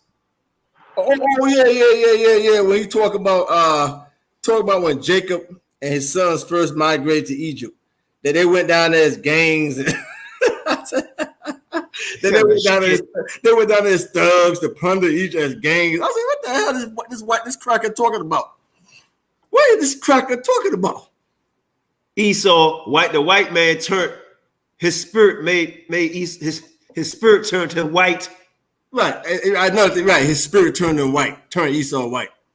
You know, only reason why I spoke on that, man, because that's dangerous, brother, when he started talking about Negro only starting violence. One guy that we supposed to believe him. This the same guy that had an ass over, right? But he don't want to listen to nobody, but he's put out a protocol talking about this what y'all cats need to do. You need to protect. Now, you got Israel so-called guys since 1969. This one guy that got in fights in the last 3 years, and he's the first one putting his hands on people, pushing people. Yeah, because he's a cracker, Qanath. He's a cracker. That's his white side of him. That's the white boy blood flowing through his veins, man. I just don't understand, man. Here's the thing. Anybody want to follow him, y'all go right on ahead, bro, because Satan got to have his angels too. You know, but it's unfortunate that men want to rule over men like that. That dude, Vocab Malone, said, oh, your phone froze? Okay. Vocab Malone asked them guys a question. How he getting his money? They say, well, we pay him through Cash App. And then the guy say, well, do he paying it? He said, yeah, he pay out his own Cash App. Like you said, he taking money for y'all and paying himself. That shit don't make sense. And I don't care. Right. I really don't care what they give him, how much money he get. Right. I don't give a damn. Right. I'm just thinking of the mentality of our people, man. Listen, he's taking, real quick enough. He's taking money, tithes from these niggas, and he don't work, taking their money, right? Then you're talking about, well, I put money in myself. But wait a minute, what money you putting in? You putting in the same money that these niggas giving you. the money that they giving him, he's putting the money right back in. Hey brother, I gotta look. You tell me our people is that damn stupid, but they can't see what's going on. Brother, this is sick. I'm gonna tell you something. For a bunch of Negroes that was cheering him on, it was like 7 elder people watching that video talking about Negro only, right? Trying to assassinate him. Assassinate us. Listen, you got a certain name, somebody attempted murder or kill. Assassinate someone, to use that word, is somebody that's an official, somebody of high status. Right? So when they come to him, if somebody try to kill him, they trying to assassinate him. Somebody who has somebody who has been planning to kill somebody. That's what the word assassination means. Right, planning. Exactly. Planning. I'm gonna come up there. I'm gonna do it quietly or whatever. That's planning to kill somebody. And second, this is dangerous. I'm gonna tell you why. Look at all the shit that black people go through, man. And been going through since we've been here. And now this man is putting out a dirty spell on Negroes, on black people, talking about you got to watch out for people that just believe Israel is black. Be prepared to do this. Be prepared to protect yourself. Next time that you might just get it. That's gang talk, right? And that's now, if you what he trying to say, if you think you Negro only, then don't approach us. And I tell people, don't approach these guys, man. I never ever send nobody to nobody camp. For what? We doing good right here on this YouTube. Right, exactly. You know what I mean? For what? Reaching more people. And reaching more people. See, the street teaching, that's what they want to do. That's what they want to do. But guess what? It's a new age. That's like going around trying to pass out flyers and shit for a party. You can just go, you can do shit, Instagram, all that. But wait a minute, technology. But wait a minute, the gospel say that Christ's voice was never heard in the street. He was not on the damn streets. I think that's dangerous though, man. When I heard that, I was like, are you serious? We as black men, this shit, listen, bro, this sounds like some COINTELPRO to me, bro, because now by him saying that, that's gonna make the government and everybody think that these guys going around carrying guns and violent. Y'all don't see through this shit. He is basically saying that black men, because if you Negro only, then you're just gonna be all black men. Right.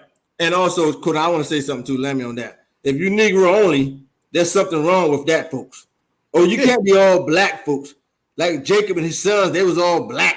When they went to Egypt, they came out by the thousands, all black. But oh no, there's something wrong with being black, all black. Israel can't be all black. You know why? Because he's a half white boy. That's why he hated it. That's why he hate that, Qanath. Man, this shit's sick, bro. When I looked at it, I was like, wow, unbelievable. And you had a whole bunch of Negroes on there agreeing. And don't you know he's basically telling the government that if all the black people hang together, they dangerous, they'll shoot you. And y'all don't see through this shit? Y'all don't see through it? Well, you know what God said about his people, right? He said they're childish people. He said God said his people are stupid people. Man, this shit. When I saw that, bro. See, when they get mad, Yehuda, when we big up our own people, right? They get mad about that shit, right? Look, they get mad at this. I'm gonna show you something, right? Because I said Israel, I said we second to none and F the world, right? They get mad when I show shit like this, man. Check this out. right. They get mad when I show shit like this. Check it out, brothers and sisters. Check this out.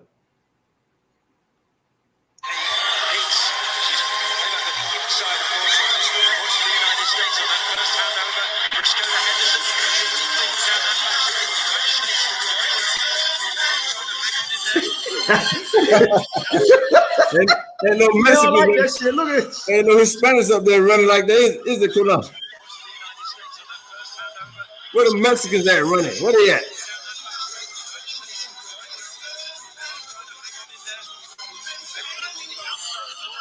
But I guess that's Job Issachar and all them running right, exactly. But that's something wrong. There's something wrong with being all black, though. Something wrong with being all black. Yeah, something wrong with being all black. Yeah, we can't be all black. Man, I saw that shit. I'm like, bro, this shit right here, man. This is getting on my. Hey, look, and one more. I'm gonna show another one. They get mad when I show shit like this, right? Who got this swag but us? Oh, so-called swag. Check this one out, Yehuda. Brothers and sisters, then we're gonna get off here. Check this one out.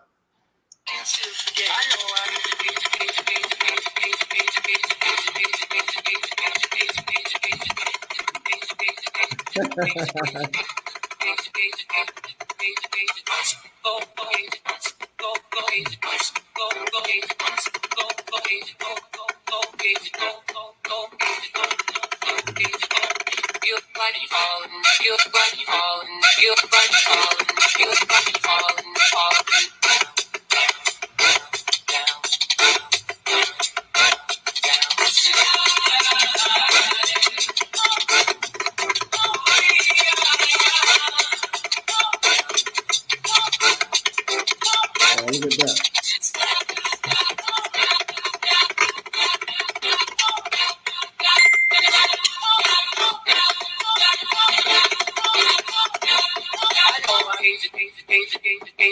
Bye.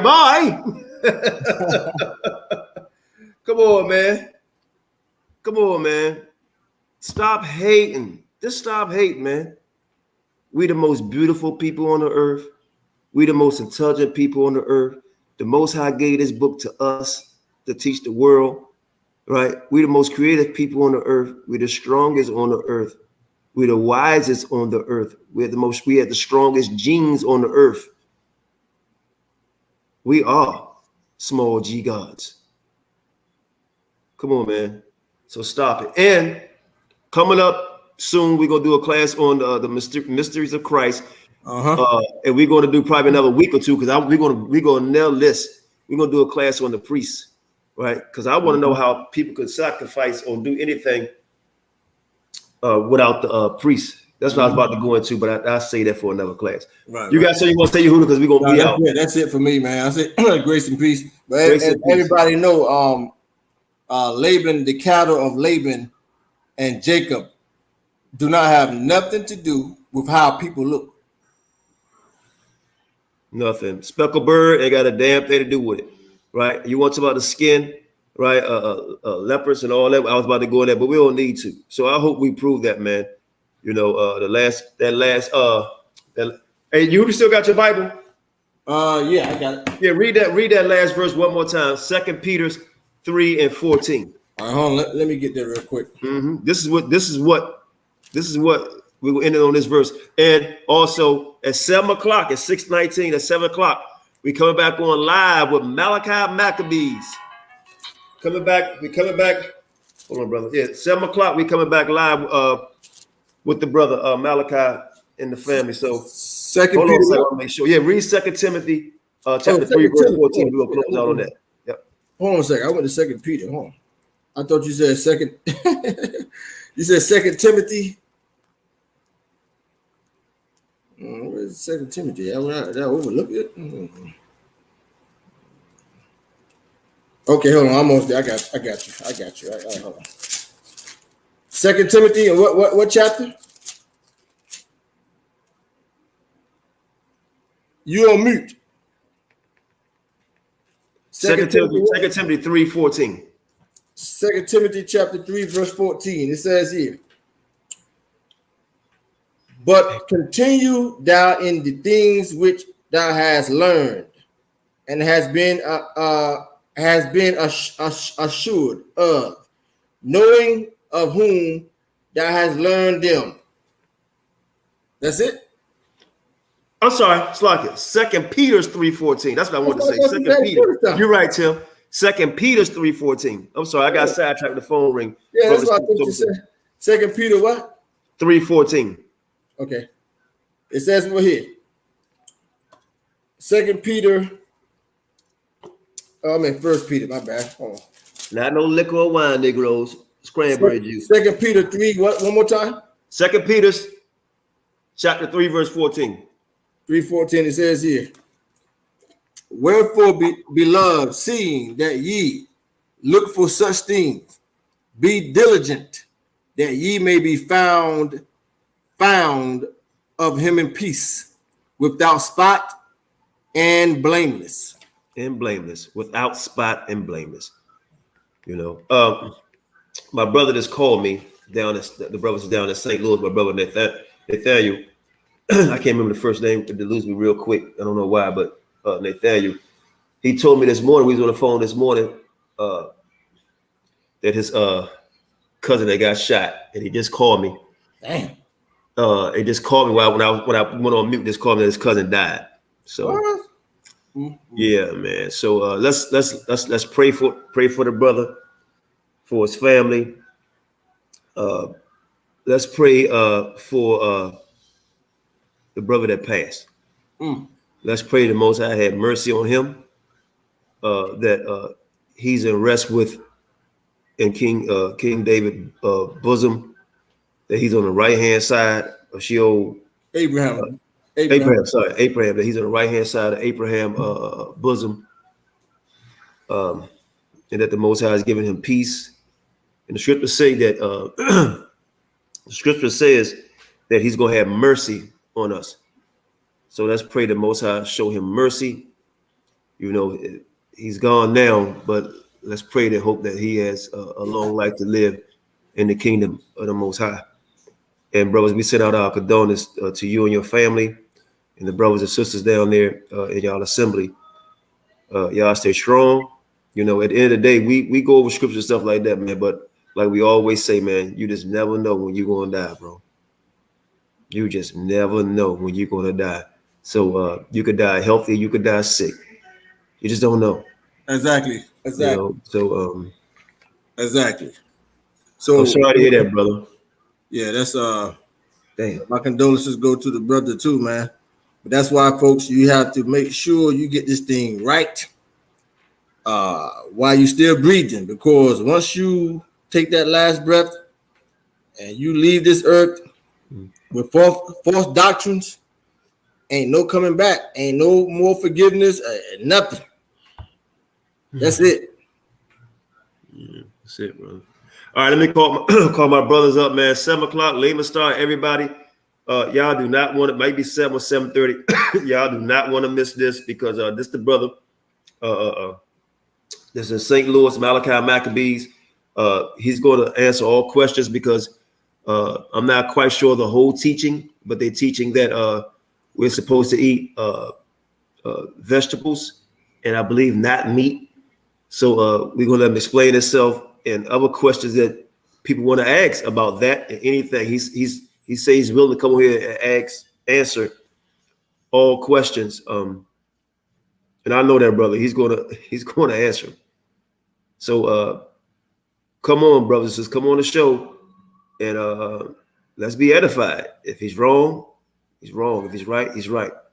My whole thing is I haven't watched all the videos. What is the sin in eating vegetables? You know, so if they try to live a healthy life, okay. If it's something else they're talking about, then I'm just going to, this is the open platform, you know, and y'all can come on and question him. You know, that's what it's going to be about. All right, so Most High bless y'all. All right, Yehuda, I'm sure you probably come back on today later on yourself. So Most High bless all of y'all. Oh, no, you got to go to work. No. I don't go to work till tomorrow night. But for the most part, I'm going to tune in myself. I'm not sure if I'm going to come on, but I definitely be tuning in.